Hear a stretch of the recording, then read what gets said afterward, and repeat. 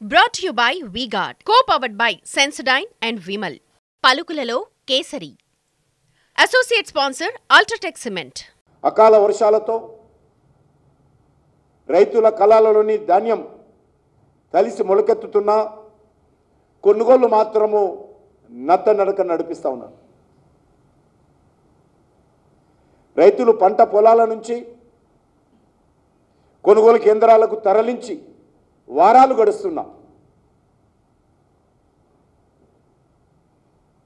మరొక వైపు వర్షాకాలం తరుముకొస్తున్నా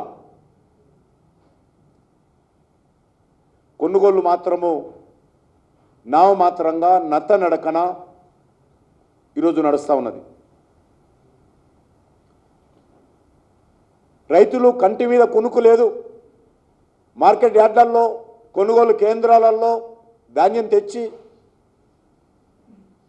ఎప్పుడు తూకం వేస్తారా, ఎప్పుడు కొనుగోలు చేస్తారని ఎదురు చూస్తూ ఉంటే బోనస్ పేరు మీద, దొడ్డు బియ్యం పేరు మీద, సన్న బియ్యం పేరు మీద, దొడ్డు వడ్లు పేరు మీద, సన్నొడ్ల పేరు మీద మరి ఈరోజు మొలకలు ఎత్తుతున్న అకాల వర్షాలకు ఈ ప్రభుత్వానికి చీమ కుట్టినట్లయినా లేదు. నిన్న ఇంత ఒత్తిడి జరుగుతూ ఉంటే మీడియాలో క్యాబినెట్లో చర్చ జరిగిన తర్వాత కూడా నిన్న కొనుగోలు చేసింది 75,000 టన్నులు మాత్రమే. నిన్న ఇంత ఒత్తిడి జరుగుతున్నా, ఇంత ఆందోళన జరుగుతున్నా నిన్న ఒక్కరోజు కొనుగోలు చేసింది 75,000 టన్నుల ధాన్యం. ఈ రకంగా కొనుగోలు చేస్తే ఇంకా 2 నెలల పైన అయినా కూడా ఈ ప్రభుత్వము రైతుల వద్దనున్నటువంటి ధాన్యం కొనుగోలు చేయలేదు. ఎందుకంటే వర్షాలు వస్తున్నాయి.